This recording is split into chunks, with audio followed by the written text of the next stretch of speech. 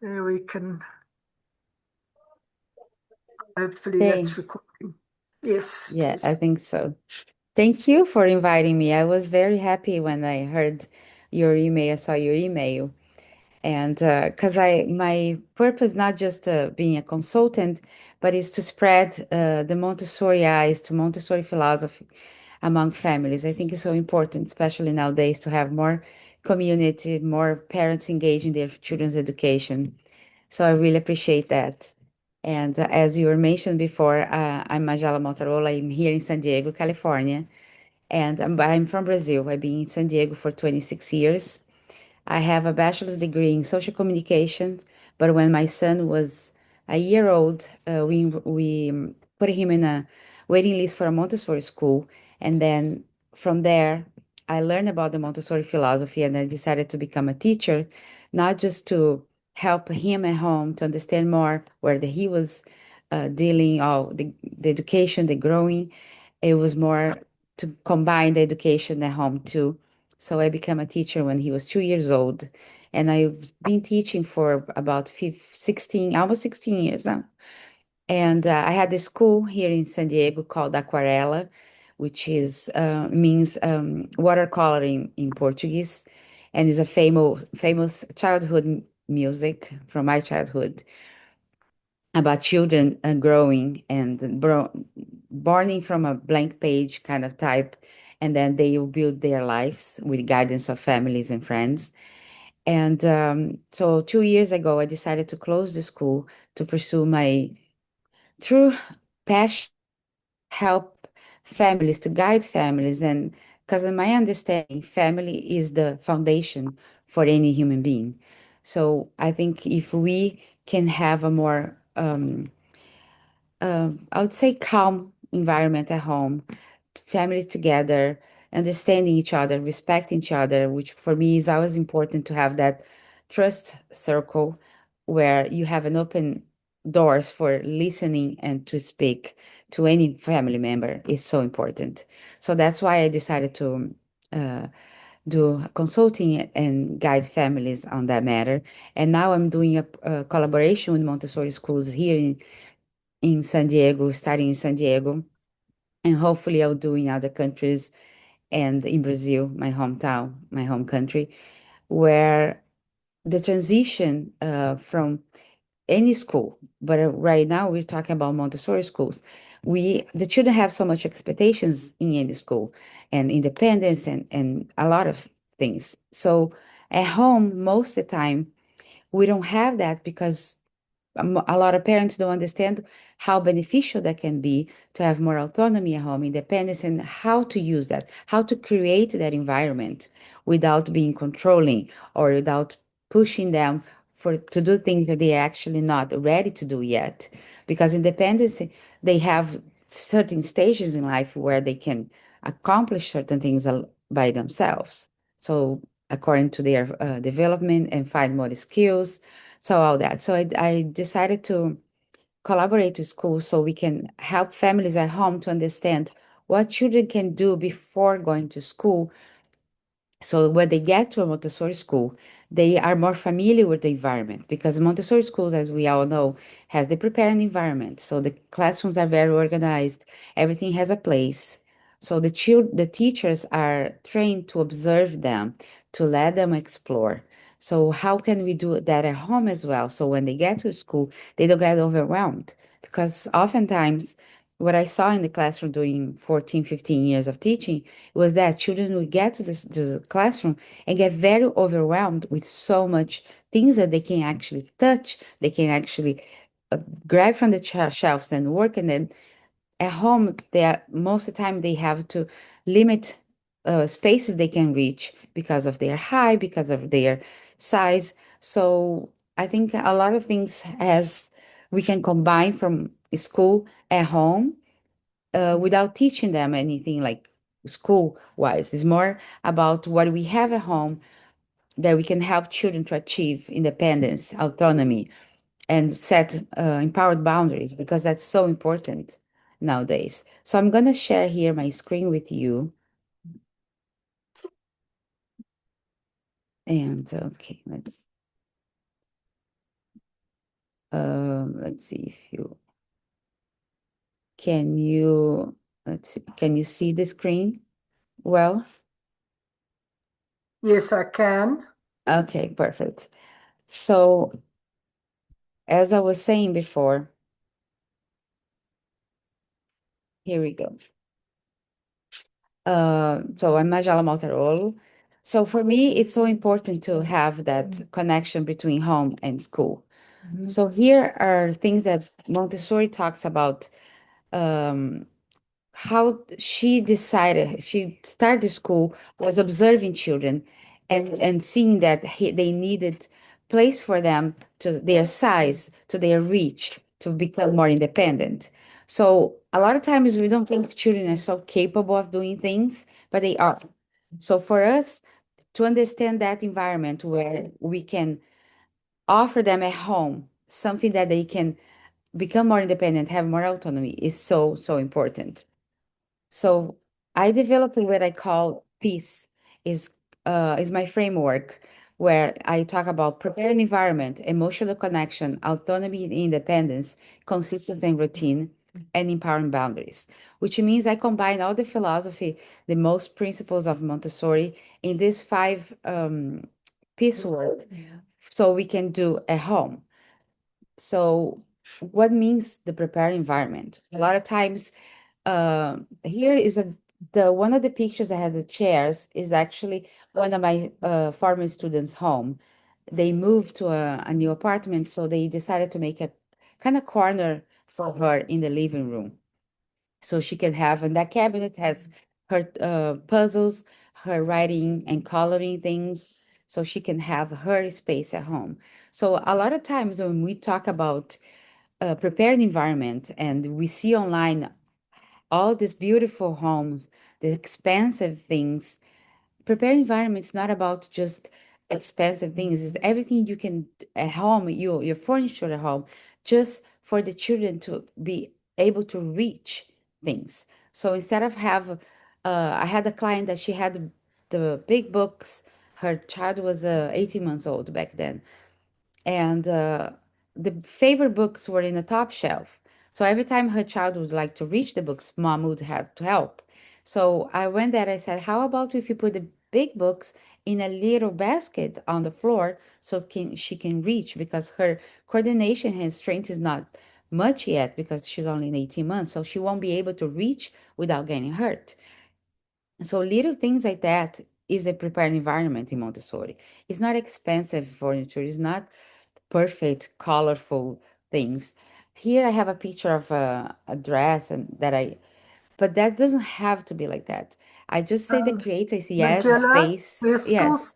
we're still seeing the title screen. Oh, you're not seeing the other one? No. Oh, I'm sorry. Let's see here. Don't you love technology? Yeah, it's always a problem.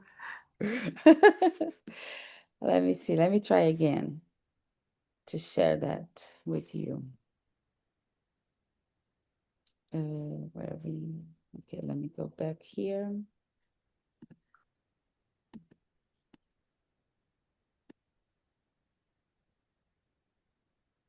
Let me see. Okay, gonna try to share again.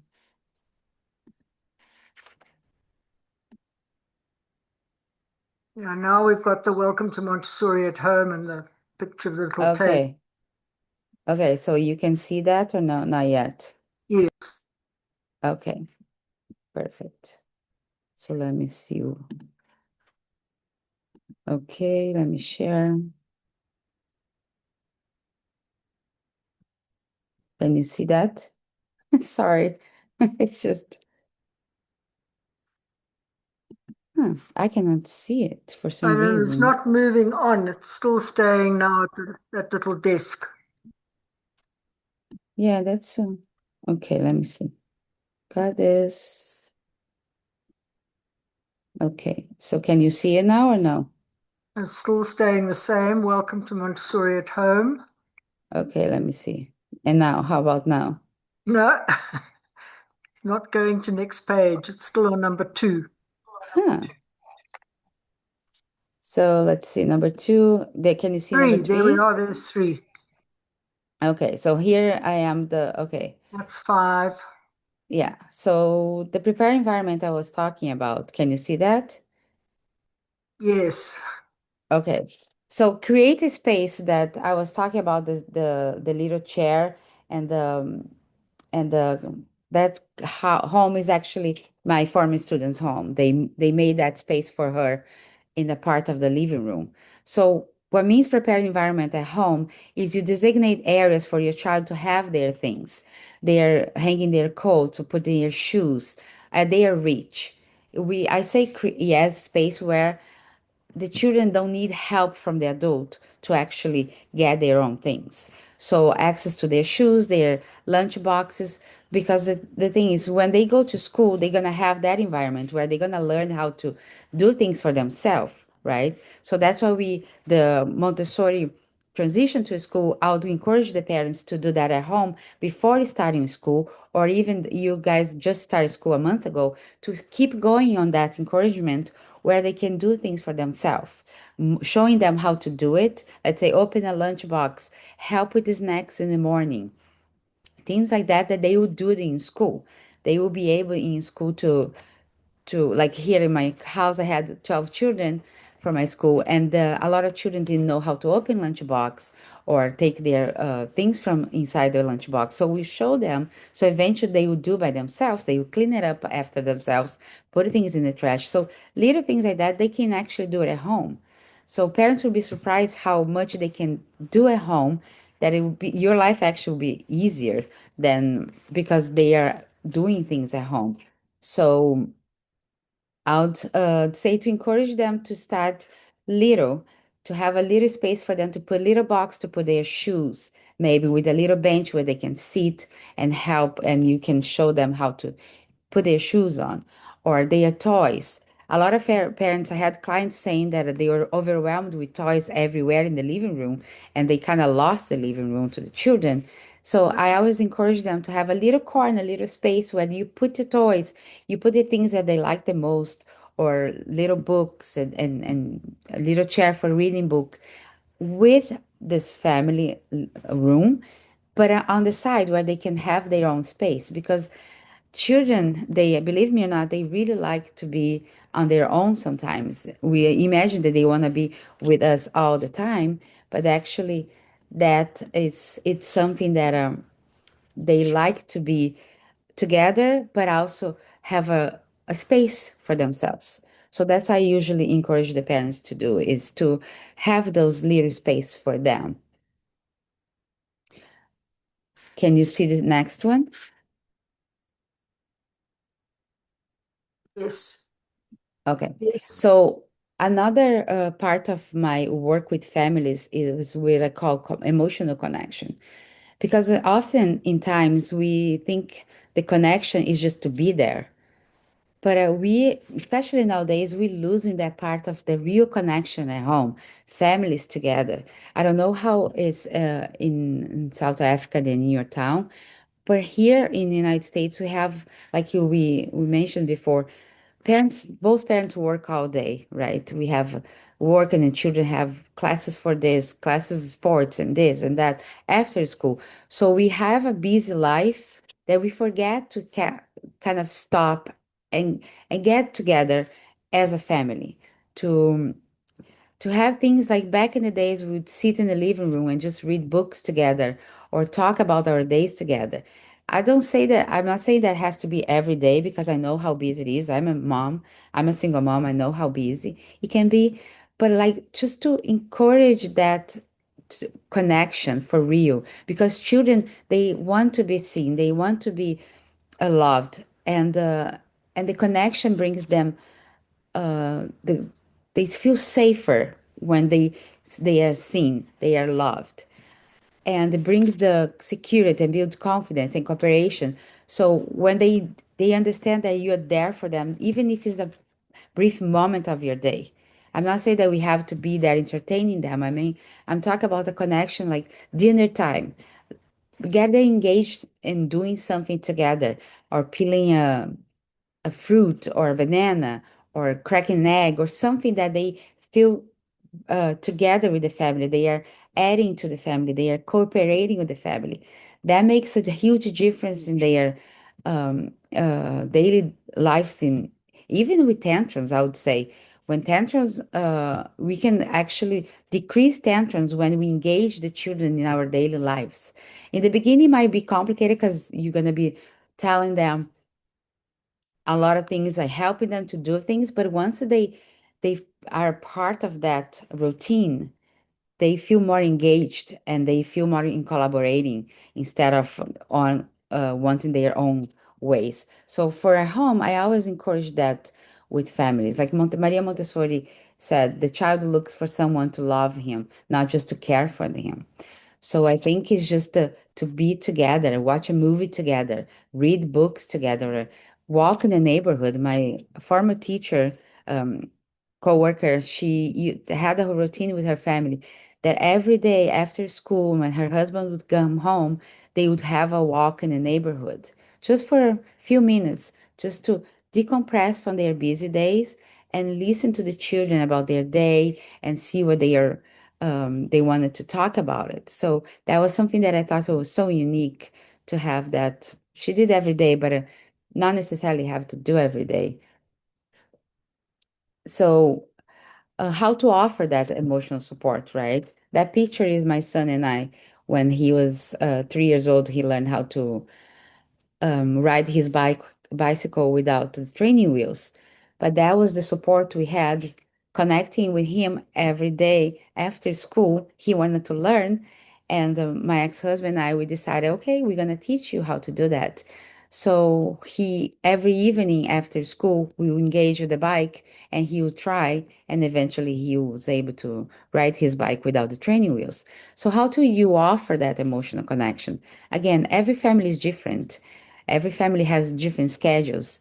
So I'll just say, listen without interrupting or correcting them. Just be there for them. Listen to what they have to say. As a Montessori teacher, that I said before, our job is to observe them. So for the families, I always say, observe your child. I have a client in Europe that she always very busy and her child has goes to a daycare, and I tell her, when you go home after working and with him, just sit on the couch and just observe him, see what he likes to do, what is the interest that he has after school, or even if he doesn't want to do anything, just watch. You learn so much from observing your child at home. That's how teachers learn from your child at school, is observing them. For me, the first month of school was always a very interesting moment that I would sit a lot of times and just observe them interacting, see their interests and how they would deal with certain situations. So at home is the same thing. Siblings, if you have more than one child, watch their interaction, their connection. How do they connect? What's the interest that brings them together? And a lot of times I say, just stay calm, be present, helps to regulate them. They kind of they mirror us. They watch what we do so they can learn from us. That's not something that they actually think about it. It's not conscious, but they observe everything around them. So our actions, the way we interact with each other, is a huge part of how they learn to connect with friends and family. So I would say just to create routines and be there for them. Again, it's just not something that you have to do for a long time. It's just decompress. It's important for us adults to decompress as well. So that's one of the things I always do at home. My son, when he gets home, he's 18, he just turned 18. But when he gets home from school, it's something that we do together. We sit together in the living room and we talk out about our days and how everything went. So we can just relax a little bit and then go on with the things we have to do in the evening. Can you see well everything? Can you hear me well? Yes, all's going well now. Lovely. Thank you. Okay, thank you. Because I kind of lost the video on Zoom. For some reason, I'm not being able to see it, but I'm just want to know, make sure you're there. So here I put some simple ways to connect daily. give it the full attention when they speak. Go down their level and again put the phone down, right? Because we are so attached to our phones nowadays that they see us. So when they get older, we tell them, get out of your phone, go do something outside. But we actually showing them that we are attached to those phones. So just put the phone down and actually connect with them. Invite them, like I put it there, to real tasks. Pour water, set the table, help with dinner, anything that they can feel useful and empowered because children like to be feeling empowered. They like to make choices. So it's us adults that have to help them. How do they achieve that? So invite them to help with real tasks, laundry, put the things in the washer, or if you hang clothes outside, help them. I had that here in my school. I had the ones that you put on the floor, on the ground to hang clothes. And so they had dolls outside to play. So they wash the doll's clothes and they will hang it. And they can see drying and all that. They will help each other. So little things like that that are very fun for them to do. They actually see as a fun thing, not as a chore. That's another thing. Here in United States, we call chores the things we have to do daily. But I always say we live together, so we should collaborate together. I don't say do your chores. No, let's do it together. I do the trash, you take the trash, I'll put this. So things like that for me as a family, I always wanted to see as we are together, living together in this house. It's not my house, it's not your house, it's our house. So help each other as part of uh, our daily routine. So when they go out and they go to the world, they're gonna have roommates, they're gonna get married or live with friends. They will understand that connection and that community at home too. So they won't wait for people to do things for them. So I hear a lot of ideas of singing, reading, laughing, things that again bring that connection back because it's so important. I think for me is the most important thing is to have that family connection. I think that's is huge in childhood, especially in the early days, early years of life. So another thing that is one of my favorites, autonomy and independence. I'm going to be speaking about that at a website called Montessori Thrive on the 11th about independence and autonomy because I think it's something that a lot of times people talk about that, but how do we achieve that? How do we show children to have more autonomy and independence at home? Because a lot of times you think just let them do whatever they want or let them learn for themselves, but actually they need guidance on that. Even to hang a coat, they need to be shown how to hang a coat. Like in the classroom, everything they do there, we give lessons to them so they can practice. So at home, I encourage the same thing. Just have them everything at their size, at their level, so they can actually learn. But you have to show them that how you hang your coat, putting clothes on, one arm before the other. So little things like that, as adults, we have to show them first so they can understand. Because if you just tell them, put your jacket on, put your shoes on, they actually gonna struggle, and that comes a tantrums because they want to be independent, but they don't know how. And a lot of times, young children don't have all the words they need to express what they want. So before school starts, I try to encourage them to do dress themselves like simple jackets, for instance, to soft ones that they can put it by themselves and pack their own backpack or snacks. So here in the United States, they bring a lunchbox to school, especially in preschool. So let them help you with that. What they want to bring to school, what kind of snacks and things like that that you will be more uh, independent and capable of doing. Little things like that. Don't expect too much, but just like, oh, bring me something from the cabinet, the food cabinet. What snack do you prefer? Orange or apples or something like that that they can actually put in their lunchbox and be empower them that they know what they're gonna eat. Because a lot of times you'll be surprised that they get home, they get to school and go, oh, I have strawberries. Oh, I have this. They don't even know what is in there because they didn't help. So I think bringing them to help and to choose their own snacks, they actually going to be more interested in eating because they are choosing what they would like to out of what you have at home. And help with little tasks again, pouring water, cleaning up. This is actually the picture of one of my former students sweeping the outside part after lunch. I had that there, and then the older ones would be like, "Can I do that?" And I said, "Sure." So I show them how to do it, and they start doing it every day after lunchtime.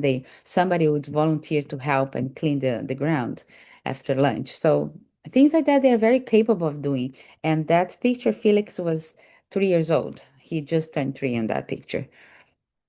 So in Montessori, we believe helping too much is actually a barrier, is a problem, because then you're not letting them choose and make and do things for themselves. So later they're going to rely a lot on the teachers in the classroom, which creates a problem because teachers in the classroom, they encourage the autonomy, they encourage independence, they show them how they can do things for themselves. So if we're home, we encourage them to do that, it will be a struggle. I had she was my classmate in a Montessori training a long time ago. She said that her school, she owned the school, her mom actually owned the school. Then she said that a lot of her students were fed at home, and then in school they were eating by themselves. So that created a very problematic things for both for children and family, well, and for school, because at home the children wanted to eat by themselves, but the culture of the family was feed them until a certain age. So then the children were very confused what to do, because at home one thing they were dealing with one situation and school another. So then the school and the family had to come together to a common decision to how they would do that. And then they decided that to allow the children to eat by themselves at home. So we experienced that as well. So I believe the most important thing when we talk about home and school is the connection, is the agreement between both in the benefit of the child, not in benefit of the school, not in the benefit of the parents. The child is the center part of it. So I think we should, as educators and family, we should always work together and see how is the dynamic at home and what we can do to help that child to achieve autonomy and independence.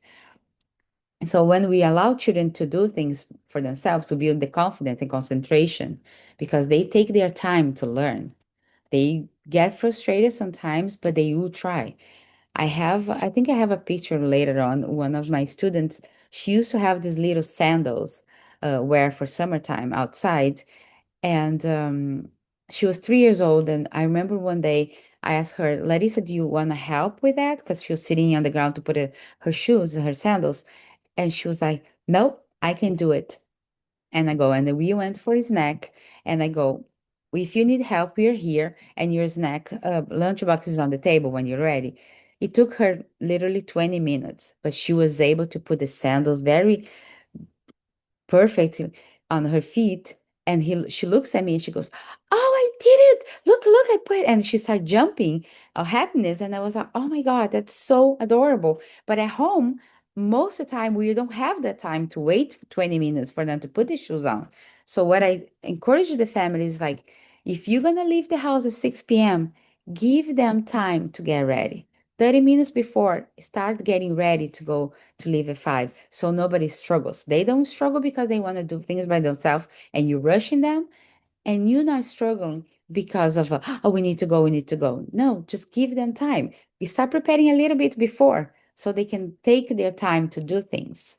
So that will become a routine that eventually they will be okay, we're leaving at 5, let we prepare, and they are at the door at 5, so they have that practice before.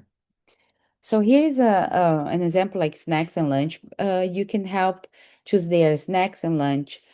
Use containers that you need. They can do by themselves, and use at school, and they can actually open by themselves. There are a lot of containers that are tiny, things that they actually can open by themselves. So I would encourage to use that kind of container and practice that, or open the lunchbox and containers at home so they can practice before they get to school.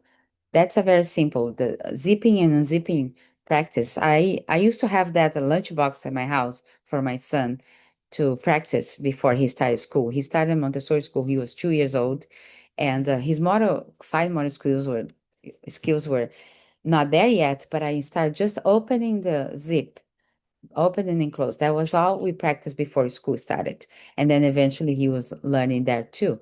But at home, I was following what the school have told me before, so it was a very important time because I didn't know he was so much capable for so much at that young age. So here, there's consistency in routine. Again, one is connect to the other. You can't just assume that everything is separate. Consistency and routine comes with independence, autonomy. The emotional connection is a huge part of it.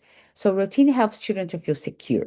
When school starts, everything is new. So having a pretty predictable rhythm at home gives them a sense of stability. So again, routine, morning routine, like here, calm morning starts the night before. So choose clothes the night before. I had students that the moms would tell me, oh, we struggle so much in the morning because they don't know what to wear and they cry because they want to wear this, but it's raining, so they can't. So I would always give them the suggestion the night before pick clothes, give them two choices, what you want to wear tomorrow. And that one they picked, keep that one. So then in the morning, they already know, okay, they wake up, the clothes is there. So that avoids a lot of struggles in the morning. And prepare the backpack and snacks maybe the night before, or leave half of it in the night before and some for them to do in the morning. And again, give them time. Wake up not rushing, because if you wake them up too close to the time that we need to leave, that's going to be rushed. And nobody likes to be rushed in the morning, and especially young children. So give them time to wake up and do their routine with calm. So same thing. When you want peaceful evenings, the morning already started in a peaceful way, and then also you have the routine at night is so important as the morning routine. So in the mornings, at night, you help them to have a routine for brushing teeth, to take a shower, to have dinner, read a book before bedtime. Those things, if you do, I don't, I usually don't tell you have to be perfect routine every day, but try that most school days. Like my son, when he was 3 and 4, he already knew the sequence that he would shower, he would have dinner, brush his teeth, read a book before bedtime, and go to bed. That he knew. So we had nannies watching him when I was work at night, and he would tell them, "This is how I do." But not because I imposed that to him. It's just because since he was born, we had a routine that it worked for our family. So I always say, whatever works for your family. So for us, it worked that way, and he was used to. So Gabriel actually never struggled with brushing teeth or taking a shower or anything like that, because that was a very consistent routine I had since he was actually born. I would give him a bath every single day at the same time. Of course, weekends we go out and do stuff, but on the weekdays I prefer to have a routine, so he understood that that was something that we do every day. So I never had any struggles. He never struggled with that. So that's one of the things that a routine is so important. But again, everything that is good for your family, because for my family it works something, and for yours might work in a different way. So in anything that would work for you. And this is a huge part of it, empowered boundaries. Nowadays, we come from a generation that parents, I would say, I said so, you're doing this because I said so, you have to do because I'm telling you to do, and no questions asked, to where a lot of people misunderstand the gentle parenting and the positive parenting with no boundaries. And for me, it's crucial to understand that boundaries and love come together. Children need boundaries, they need the limits. Maria Montessori used to have that famous thing about freedom within limits. The classrooms, they can walk around and choose their materials, but they walk, they don't run. So when we set boundaries in the beginning of school years as teachers, they understand that routine is going to be for the entire time. So at home, I would say the same thing. Stick with your words, with your, if you decided to say no, please do not change. Before saying no, think about it and keep your answer. No. No is a no. Yes is a yes. Because if we go back and forth and changing our decisions, they are watching that. So that brings struggle to them because they need to understand that what comes next. I need to know what's coming next. Yes, we change our minds sometimes. Yes, adults, most of the time, a lot of times we change our minds, but young children don't understand that happens in life. For them, they need to know what I'm going to do next. So they feel secure, they feel um, confident, and they feel safe. So at school, the expectations, like I said, there are consistent and following through. As teachers, we follow through where we say. So as parents, I know it's more difficult as a parent myself, but I think is the most important thing is to stick with your words and your actions. So they model us. So when you say no, keep with that. Be consistent on in your life with them. So they understand that they will feel more safe. They will feel safer. And like I put it there, boundaries are clear, consistent, and respectful. So you explain why and you keep that way. And eventually you the tantrums, because a lot of tantrums is something that I love talk about tantrums, because there's a lot of tantrums they struggle because they don't know what's coming next, or there's too many changes in the family home. That is, one day we're doing this, the other day we're doing that. So, or 5 minutes ago you told me no, but now you change your mind because I'm crying. So they understand that they are smart. They will read the room and they will play with that, especially when they are 2, 3 years old. They are very capable of watching and understanding your reactions to it. So I think is boundaries and limits are very, very important to create a safe and calm environment at home. So here's some examples. If your house has a rule, we eat at the table, follow through every time, not just one time and then 3 days and then again. No, it means, and same thing with no. No means no. So don't change to a maybe just because they cried or because they were whining or because they said sorry. I would say stick with that. And that, believe me, in the long run, it will change everything. When they become teenagers, they already had that boundary. They already know that environment has boundaries and limits, that they cannot cross certain um, things.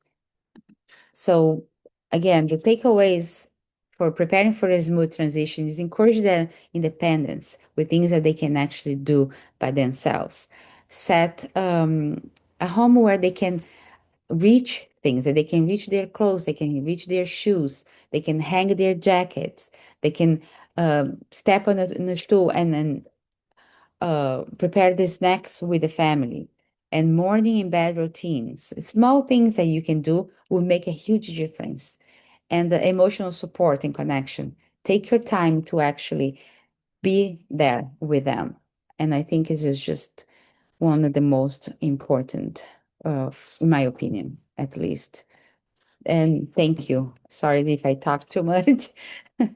I would like to know what your input, your questions, because I always like to listen to the families and see what your struggles are at home or what's working for you. Because that's why I learned from it's not just me talking, it's more like what's working for you, what's not working, and what you've been doing that's actually helping the children at school. Thank you, Magela. Can you stop sharing and maybe people can ask you some questions? Yes, let me see here. I thought I did, but I guess not. Okay, stop sharing. There we go. Hello. Oh my gosh, I'm still learning. Dear. That was wonderful. I mean, I really felt like we need to have this talk with every new parent that comes in and every new prospective parent so that they can actually be ready when they come to school, to be prepared for what's going to happen there. But the family is definitely the foundation, and I think that's so, so true. We can see the children when they come to school that have had this type of foundation.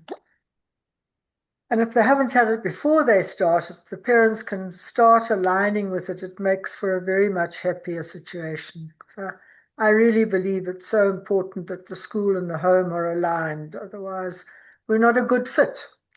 And Exactly. we need to be a good fit. So thank you very much. And I You're hope we can welcome. call on you to come back for another talk sometime in the year. Yes, I think I you've would got love to. a lot of topics that would be of value to parents here. Yes, So, I'd love to. I wish we could Yeah, have the so live one like you're going to do next week, because that would be absolutely wonderful. But yes, I'm very excited for that. But mm, it will be a little bit different because is for me, I'm more like a in-person person. I mm, like to do things, connect with people in person. I'm old school on that. So online, I still kind of learning my way through. I like the connections and interaction with families, not just me talking. I like to have that connection, interaction more, but I'm mm, learning how, nowadays a lot of people like online. And then again, like here I am in San Diego and you're in South Africa. So we connecting, which is amazing to connect with people all over the world. But again, yeah, I'm more comfortable, I would say, in person. No, I agree. But I mean, I think COVID, that is one thing it taught us, that it is possible to still keep connection online. Yes, When we had to go into connecting with the children online, it was difficult, but it was possible.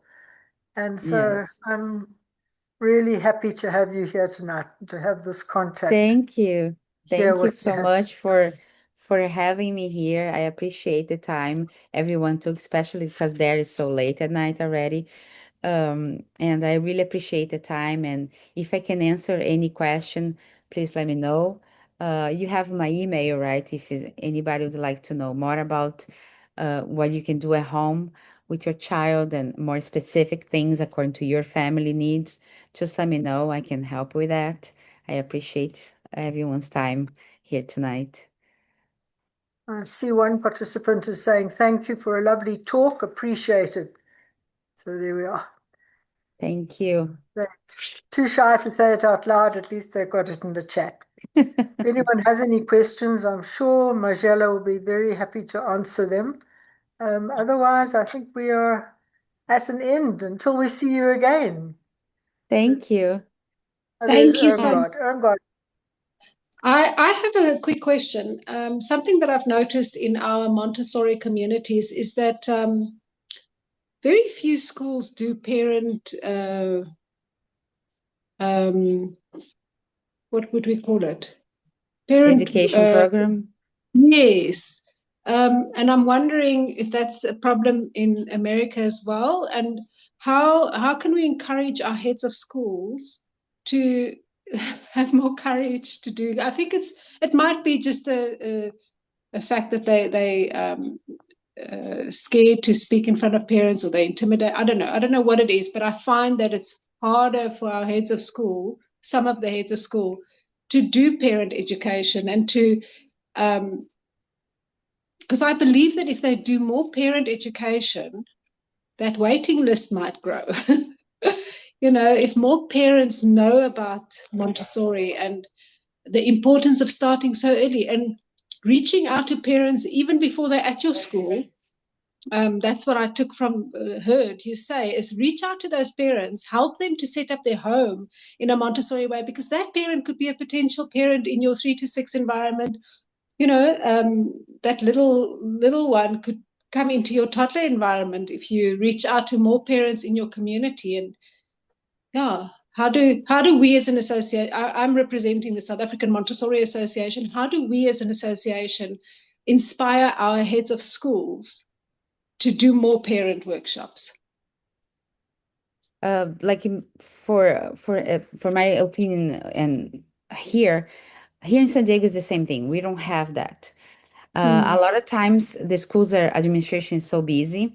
They have their, Mm. the schools are so busy, teachers are busy, have their schedules. So as a teacher, we don't have the time to talk to families Mm. unless it's a parent conference or something very important then coming up and we need to talk. So that's why I decided to do that collaboration with schools. So the first school I'm doing Montessori Explorer. She has a school in Chula Vista, is a neighborhood here in San Diego, and she opened three more schools in San Diego. And she's very committed to her community. So she decided when we met to do this together. So I will be the bridge that we call between the school and the families. Because if you like I said, the schools are very busy. So you need Mm. someone that has a time just for that.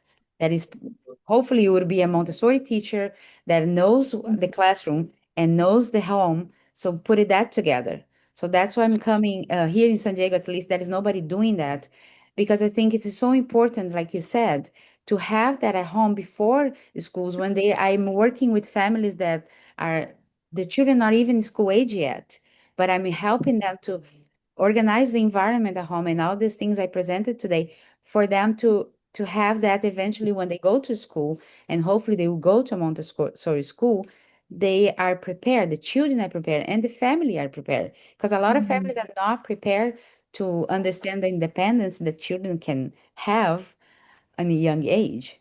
So I think Yeah, it would be something that the schools either hire someone to do that or have somebody collaborating, like I'm collaborating with them here in San Diego, to have that bridge, to have that connection.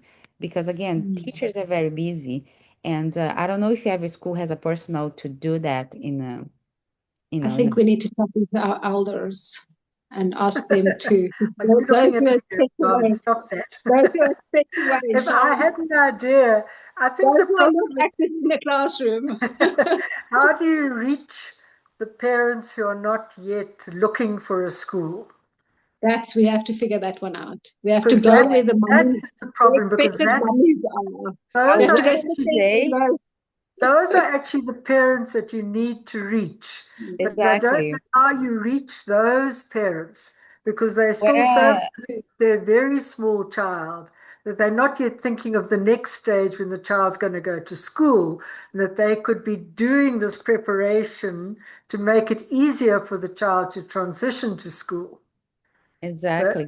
That's yes, what I don't worry, I am thinking hard because I think we all have I this. think we should go and invade the gynecologist's offices, There we are. prenatal classes. Well, that's what I actually working here in San Diego is that I'm working with families, not just children that are 2 and 3 years old, or because my formation, I have a certificate in 0 to, well, 3 to 6 as a Montessori teacher, but I work in a toddler classroom before, and in my school, I had toddlers as well.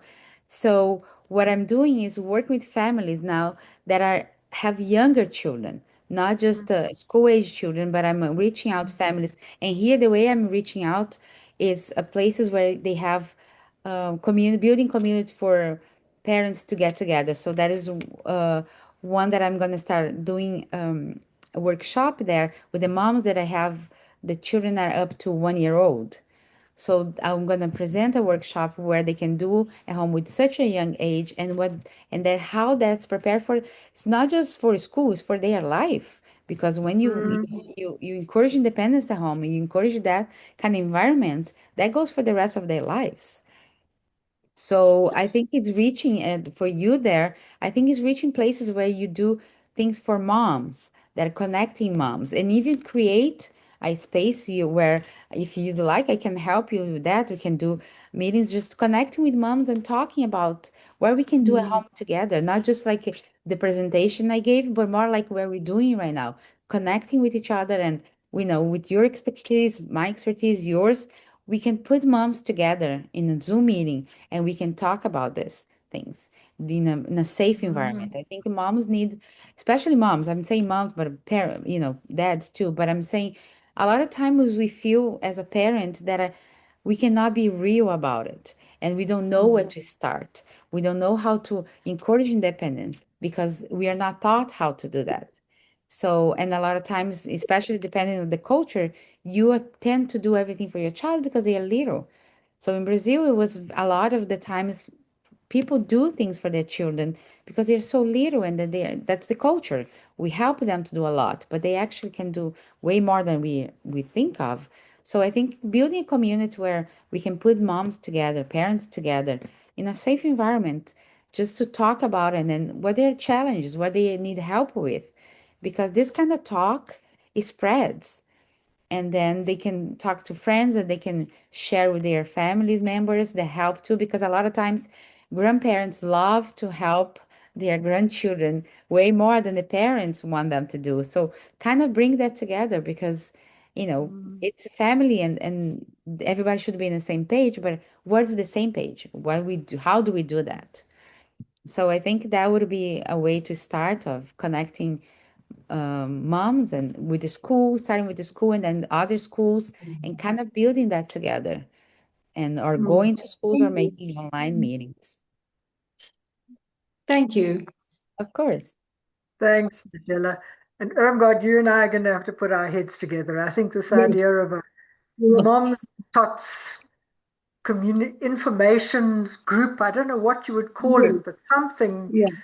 to off we Yes, go. Definitely. yes, and through Montessori eyes, because again, this is Montessori education we're talking about, but also be more reachable to families, because a lot of people Mm, think Montessori is very expensive, and to have a Montessori home is expensive. It's actually not. It has a lot to do with things we have at home and Mm. the philosophy itself, not just we're not, because a lot of times people ask me, oh, so you teach them things at home, and I go, no, the school teaches them the Montessori method, the Montessori, how the classroom works, and all these lessons. At home, we can do things that back in the days was more common for us to do, and nowadays we lost kind of the track. So we're bringing that back together and saying this is how we connect as a family, as a community. So Mm. no shame, no guilt, and no stress, because moms nowadays are very stressed about raising children. And Yeah. it's a job, but it's a fun job too. So mm, it's has its challenges and has its fun parts, and I think people just have to let it go the guard and to be real. I think one of the most things that I talk mm, with my clients and the schools and collaborators, to be real, to understand that as a mom you are stressed. Sometimes you want to walk away from your child crying, and it's okay to feel that way because you're Yeah. human. So a lot of parents they struggle because they want to do everything for them and avoid the cry, avoid the tantrums, which is a natural part of growing up as a child. So as a Montessorians, we can and do the things I was sharing here with you guys that avoids the tantrum, avoid the chaos, because you're preparing them from a young age. And then when they get to mm, 2, 3 years old, they are calmer. They understand that that's how their routine. They don't struggle for small things. mm, They under because children are not able to much understand the emotions. So when you talk too much about how you're feeling, they don't even know. It's just they learn from the concrete in the classroom. At home is the same. And what's the concrete at home? It's showing them with your mm, actions how to react to certain situations and be there for them when they are crying and mm.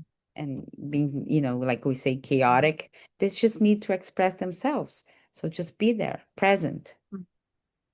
Magela, I see Prashani is saying, thank you, Magela. That was a lovely reminder to help our parents adjust to Montessori schooling. And I think that's Thank the you. important thing for all of us who are here as teachers, that we need to help the parents. So Yes, thank you thank very much, you. and thank you all for coming. And yeah, Thank I you, hope we'll everyone. I see you appreciate, and all I back hope at the to. next talk. The Thank next talk is you. going to be by a music therapist. And then hopefully somewhere later in this year, we'll have Magella back. You and I Yes, I will would be in love to. communication and we'll see what next.